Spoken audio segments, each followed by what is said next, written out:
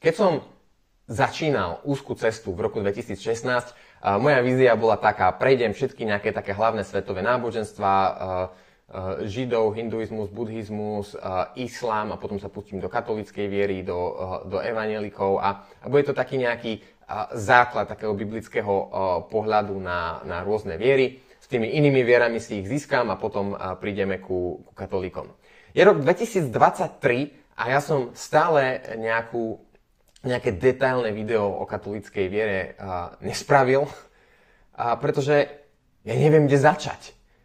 Tých herec, čo tá cirkev má, čím začnem? Akože očistcom, dobre, uctievaním svätých, robením si obrazov a kláňaniu sa tomu, tá Eucharistia, čo tvrdí, že stále dokola obetuje Krista, kňazov v dlhých rúkach, keď Biblia varuje pred všetkými pokrytcami, čo sú v dlhých rúkach a snažia sa vás učiť duchovné pravdy. Pred pedofilnými kňazmi, pred žiadostivosťou a zhromažďovaním peňazí, ktoré proste táto cirkev robí. Akože, kde začať? Ja ani neviem, kde začať. Takže toto je ešte taký dobrý formát, že nájdem si nejaký kratučký článok a urobím o ňom kratučké 3/4 hodinové video, aby som sa vedel dôkladne venovať aspoň niečomu.